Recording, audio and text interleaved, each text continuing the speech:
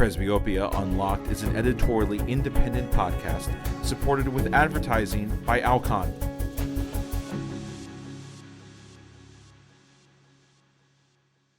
Thank you for joining us on the podcast. I'm Dr. Quentin Allen from South Florida, specifically West Palm Beach and Stewart, Jupiter area. And I'm happy to be joined tonight by my good friends and colleagues, Dr. Jennifer Lowe from the Miami area. Welcome, Jen. Thank you. And also Dr. Toby Tyson from the west coast of Florida, Cape Coral area, both busy cataract and refractive surgeons. Tonight, we're going to address a bit of a different topic in terms of the premium IOL segment. We're going to talk a little bit about how the COVID-19 pandemic has impacted our practices. So just to give a little background on what we experienced here in my region of South Florida, being about 2 hours north of Miami, we were able to sit and watch as there were a significant outbreak of cases down south, but in our area, we shut down almost, it seemed like, for no reason, while other parts of Florida suffered in different ways. So we're going to talk a little bit about how we all dealt with that and how we've all rebounded in the premium IOL segment. So Jen, why don't you get us started on how your experience was being at ground zero, sort of, in the Miami-Fort Lauderdale area? Being here in Miami as ground zero, like Quentin put it, was definitely scary. You know, the first few months, we actually didn't see that much activity in terms of COVID numbers. My office was shut down essentially, except for the rare emergency, only seeing like 1 or 2 patients a day as needed. And slowly we started to open back up, but that's actually also when the numbers in Miami started to rise again this summer, as you all know. So it's definitely been a bit of a roller coaster. We've been exhibiting, um, you know, tons of precautions for our patients. We have started surgery again, and I would say that we're probably back to 80% volume, but part of that reason is because we've strictly adhered to the guidelines and we're only allowing patients in with masks, and we've really spread out the frequency of patients. So trying to keep that in line, and doing surgeries again on patients, luckily, but again with all the strict protocols that are being enforced. Jen, are you in a private ambulatory surgery center, or is it a hospital-based surgery center where you're sharing with multiple surgeons? Just trying to get an idea of where the volume is coming from, what the restrictions are, and is it based on the number of surgeons, or what that setting is like for you? Yeah, so I operate out of an ambulatory surgery center. It is multi-specialty.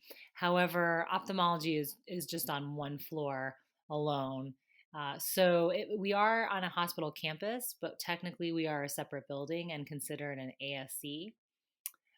So, that be it that as it may, we are, seeing the volume come up. But again, the ASC is following pretty strict protocol, and it did take us a while to open back up. So you're having an issue not being allowed to book as many patients, or are you seeing big resistance to people coming in right now because of COVID in your area? Actually, we've been really lucky. The surgery center has been wonderful. I haven't had a restriction on the number of patients yet. Well, I mean, slowly we've been building back. So I guess in the beginning there was more of a restriction because they actually didn't have all the staff back. So we weren't able to run as many rooms at one time. So there was a natural restriction, so to speak. Now that's gotten better as more of the OR staff have returned. And, and then I've had some patients not want to do surgery because of COVID, but I've actually surprisingly have had a lot of patients still wanting to do surgery.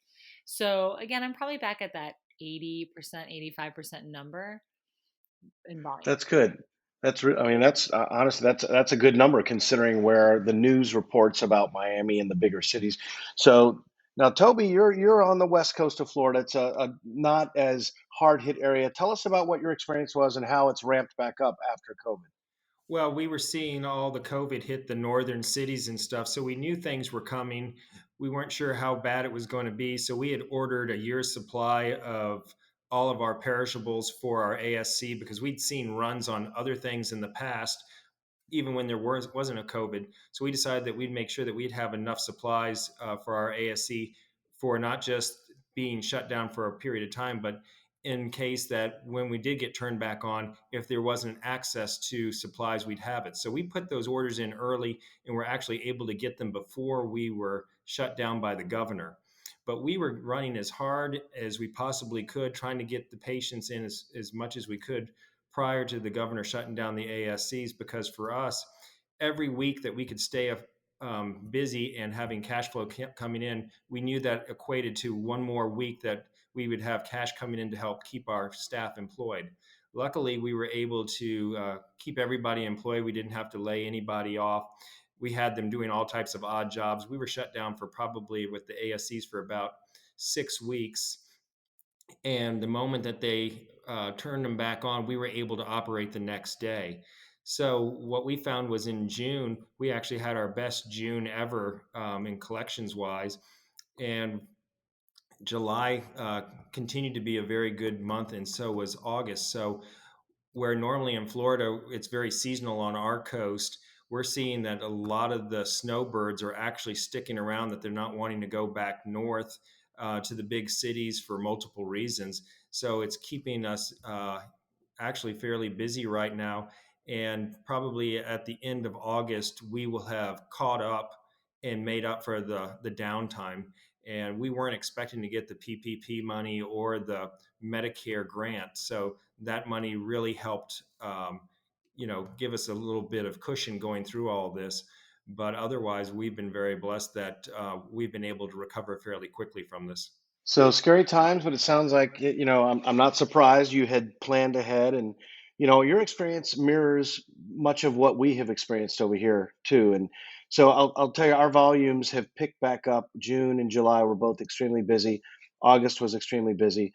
So just from a standpoint of year over year, we're at about 100% of surgical volumes, just because, like you, Toby, we're in an area that is not in the bigger city. So our patients are still willing to come in, and they want to. We had the backlog we were trying to address, so they want to go ahead and get their cataracts taken care of.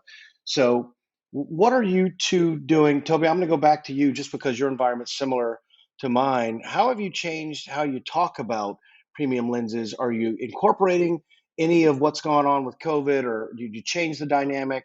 I know we have to do things differently, so tell me what your approach has been to that. Well, we own our two surgery centers, so we've got control over it. So we're not under somebody else's arbitrary mandates. So that makes it a little bit easier for us to function and still provide excellent care. But really, the discussion with the patients is more the patients driving it. They're coming in, they're wanting the cataract surgery. They are, in my opinion, feel that they're not spending that money on travel or other luxuries. And so why not take care of themselves? And so they're coming in really requesting not only cataract surgery, but premium lens options. And with the type of lenses that we have available to us now, we've done very well, because not only can we give the performance that the patients are looking for, but it's a very quick transition. So instead of having to have a discussion with the patients about the limitations or the liabilities of these lenses, now we're discussing the lifestyle that we can give. So it's been a higher conversion rate coming out of COVID, and really the demand has been greater. That's great. I mean, that's similar to what I've experienced. Jen, down in your area, how have you modified your discussion points, or are you changing anything? Have the newer lenses, the trifocal, having access to that, or any of the EDOF low ads? What are you finding is working now, and what resonates, and how have you changed anything? Well, luckily, like what you and Toby have experienced, I believe most of my patients have more disposable income now because they are not traveling. And, I give the same discussion as always, talk to the patient about the benefits of each lens and, find out what would work for them. Mention the cost, which is the same as always. And I've been really pleasantly surprised. Um, More patients are going for it. And we can speculate as to why, but I think it must be a combination, perhaps, of more disposable income for the reasons mentioned previously. And also, I think there is the concept of not wanting to wear the glasses because of the mask, the fogging, not wanting to wear contact lenses because they're concerned about touching their eyes. Certainly, I've had young patients interested in refractive surgery as well, laser refractive surgery, and they tell me that reason.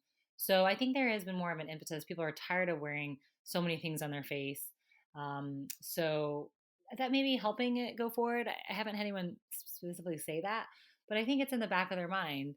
And maybe there's also more value being placed now on health and well being versus travel and other experiences than has been in the past. And, I would think going back to both of your earlier comments too about how people are doing surgery centers and surgeons are doing well numbers wise in the summer. I think a lot of it may have to do too with us not going on vacation as well.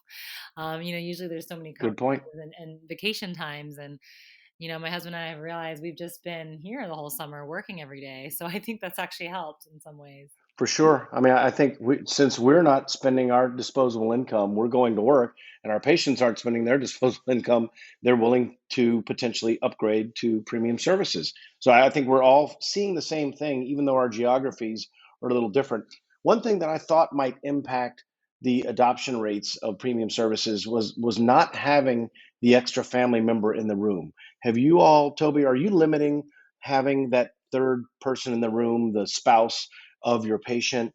And were you concerned about that? Have you worked around that? Do you have the spouse join to talk to the surgical counselor, or how did you approach that?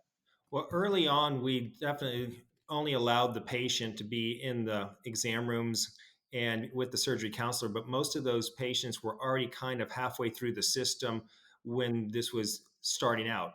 Later, once we got ramped back up and going post shutdown, we actually were still keeping the family members out in the parking lot. And then when it came time for the surgery counseling, we'd actually bring them up into the surgery counselor's office so they could discuss it, because we still found that it was worthwhile to have both of the partners being able to participate in the discussion. So it's kind of more of a hybrid model. Okay. And Jen, how has that impacted your patient flow or those discussions? Well, yes, I'm similar to Toby. We aren't really allowing family members or friends in the room unless a family or unless a patient really requests it. I mean, I think it's reasonable if they're trying to make a decision about surgery and maybe they're older and can't remember everything. I mean, I do comply with some requests that I think are reasonable, to allow like a spouse or caretaker into the room.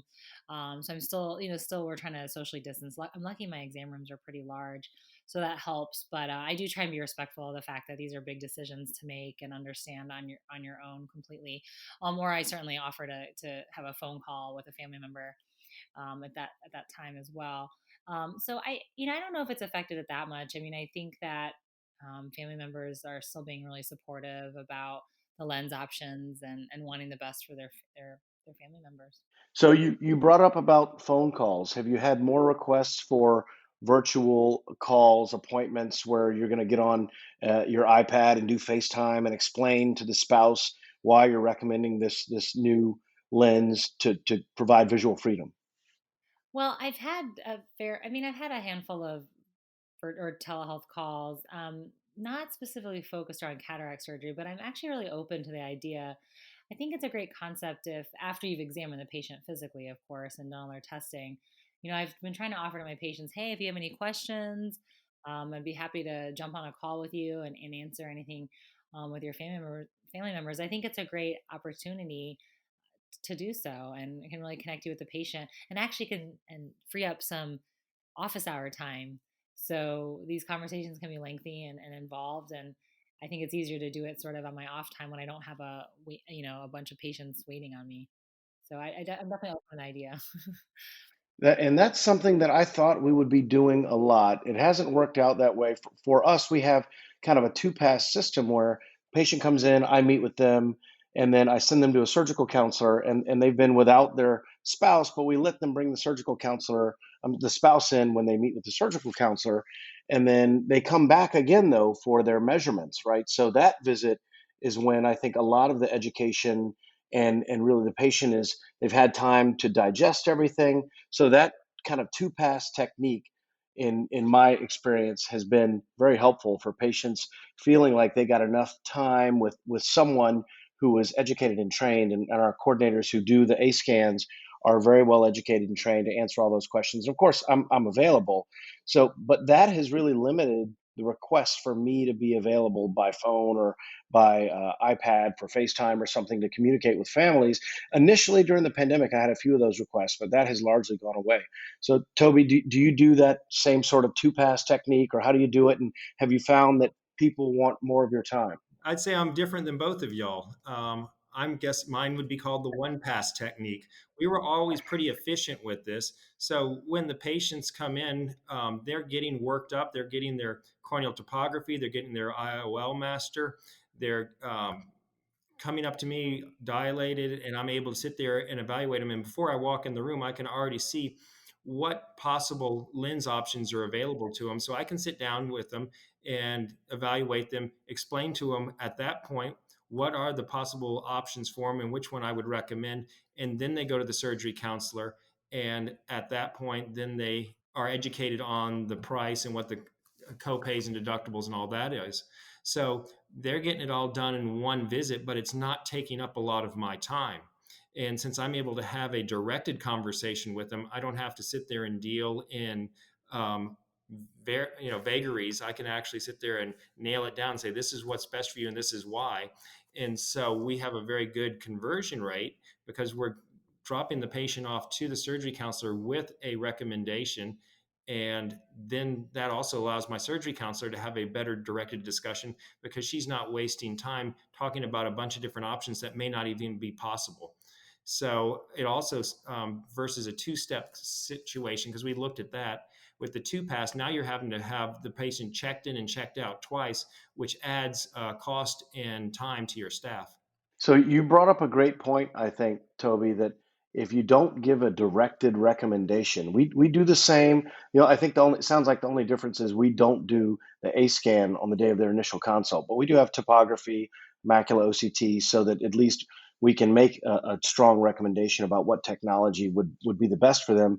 And 99% of the time, that's not going to change by their biometry measurements. But I think the second pass, in the way I think about it, just gives the patient, the family members, time to kind of digest all the information. Then when they come back with our A scan technician, they spend another 20 minutes. They do the A scan, they answer questions, they review the topography. We get two topographies out of that process, which is, in my mind, better at detecting or treating the ocular surface disease, making sure that the topography we had initially actually reflects what we get after they've been treated for dry eyes and things like that. So sounds like we're kind of doing the same thing. And you've had success with that. And Jen, how do you do a single visit and knock everything out, or do you bring them back and talk to them a second time? How do you manage that? Yeah, that's a great question. I actually do a bit of a hybrid. Some patients come in and, right off the bat, they know what they want, and we try and do everything if reasonably possible. And that's great. And then they finish up, talk to the surgery council, and they're done. But if I do sense some hesitation in the patient, they're really thinking over their options, not sure what they want to do, that's actually when I'll suggest, hey, we've done some of the tests, like you said, I always do the topography at least first, so I know what I'm dealing with from the cornea standpoint, and obviously do the exam on the patient. But if I notice some indecision and they're not quite sure, that's when I'll actually jump in and say, you know what, it's a lot to digest. I want you to go home, talk to your family. Here's some information. Let's bring you back another day for your A scan or even a repeated A scan, possibly. And this gives me a time to tune up their ocular surface as well if needed, and gives them a chance to think about things. And then I can bring them back, answer questions again. They can sign consents. And so I think I really do like depending on the patient, I guess if you could say. But some patients know what they want. They're a slam dunk, whether they're going straight monofocal or if they're wanting to do premium, they just know what they want, and that's easy. And then I'll try and get everything done in one day, provided I'm happy with the testing. But I do bring patients back a lot for testing if I'm not happy with it. And again, if there's any indecision on their part, that's when I want them to come back, or at least I want to schedule a time to talk to them again, because I never want anyone to make a rush decision. And I always feel it's better to have more documentation as well. Excellent points. So one thing that I thought a lot about during the downtime, we all had a lot of downtime, and I know I thought about what were we going to do to help pre-educate our patients before they even got to us, because I just assumed that the visits would be very quick, very rushed. We're trying to get people in and out and not want to spend a lot of time in the office, and that hasn't all panned out, but we still thought about what to do. So we've been using Solution Reach, and then in the office we use the checked up wall boards. So we send out pre-information with Solution Reach, and I think that has helped our patients be more aware of their options.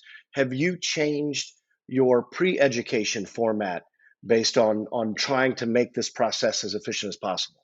In our side of the world over here, the patients really aren't giving you much lead time between them coming in for a consult and then having the surgery. So a lot of the consultants used to say, "Oh, you need to mail out brochures and have them all educated prior to them coming in for their cataract consult."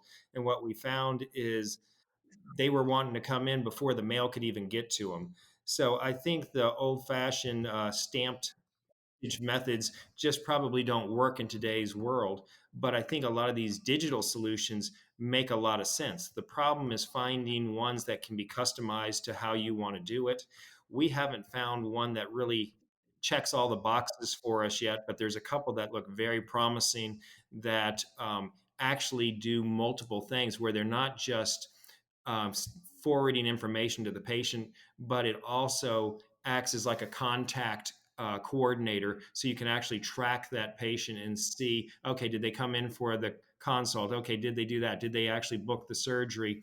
Do I need to engage this patient? So I think there's a lot that can be really built on, and I think you're going to see multiple competitors hitting the market. So I think there's one or two programs out there that are trying to do this, and they're going to get more robust as time goes on. Yeah, I think John Hovhannissian is a part of MD Backline. And I know there are a number of other companies we looked at, Sergio Rhythm, and we used to mail out brochures and mail out DVDs even back in the early days of this. So, Jen, have you adopted anything new as a part of trying to bolster your pre-education? So yeah, we actually have not changed any of our pre-education tools. We only have a questionnaire that patients fill out in the automated check-in that they perform prior to them coming to the visit. But like Toby, I haven't really been sending anything out by mail or doing any of that. We just educate patients when they're in the office with us.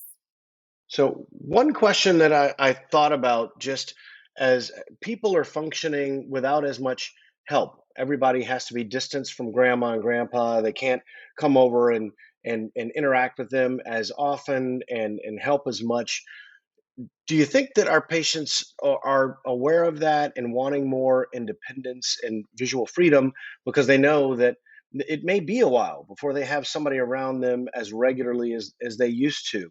Jen, has that come up in discussions with families that you talk to?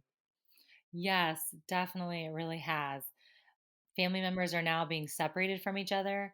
Elderly patients don't have the same caretakers, maybe their grown children can't help them as much. And I think also wearing the masks fogs the glasses, and there's only so many things a person can remember to put on every day. So you have your glasses and then your hearing aid and now your mask. I mean, so I think for a lot of more elderly patients, giving up one of those items has been really helpful. So yeah, I think there is a greater tendency now to spend money on their health and well-being, and I think it's been a real positive effect. Toby, how about you? In your area, there's a ton of retirees. Are you hearing similar things? Well, mine are very active retirees, and so they really equate spectacle independence with freedom. And so they want that freedom from the glasses. They want the freedom from cheaters. They want them from freedom from having to use contact lenses. And so it's always been a driving force behind our practice is that patient desire to have spectacle independence. What's different now is the products that we have available are really achieving that on a very consistent basis, and our patient base is very well educated. So they're coming in asking for lenses by name and making it much easier to have the discussion, especially in the past where I was having to kind of go through a menu of 5 or 6 different lens categories because no one lens could do everything. And now we're getting to the point where we have such full range of vision plus astigmatism correction all thrown in together. So we're really being able to deal with, I'd say probably 90% of the patients out there are good candidates for the newer technologies. Yeah, those are all great points, and I think we have to be mindful of what our patients' life situations are presently. Because, Jen, to your point, a lot of people have lost some of their caregivers. They're just not as available. My mom lives in Tampa, and we had a discussion. I haven't seen her since January because she wants to wait it out. And I could go drop off groceries at the window, I suppose. But, for now, she's in good health. And so then my stepdad, who is with my mom in Tampa, just had bilateral panoptics with Rob Weinstock. So, and that was part of his desire to have that visual freedom. So kind of interesting that this all just happened. But of course, they didn't feel like they wanted to travel over here, and they had a great doc over there who could take care of him, and he's been thrilled with his vision with panoptics. So I think we all have to be mindful of what our patients want and what their living situations are. And those are great points. Well, thank you to my good friends and colleagues who now I can't see, who knows for how long, but to Toby and Jen, uh, great chatting with you guys. Great insight as always, and really appreciate your perspective. And you guys be safe, and thanks for joining. Thank you to Drs. Allen, Lowe, and Tyson for sharing their experience with presbyopia correcting IOLs through the pandemic. And thank you for tuning in. Presbyopia Unlocked is an editorially independent podcast supported with advertising by Alcon. Be sure to tune in again next time.